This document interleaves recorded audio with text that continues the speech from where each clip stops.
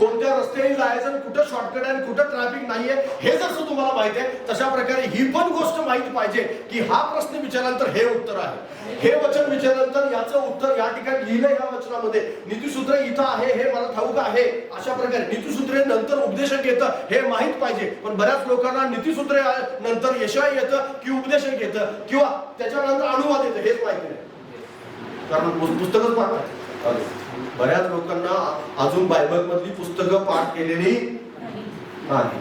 आत्मिक ज्ञान शून्य, आत्मिक ज्ञान शून्य आहे.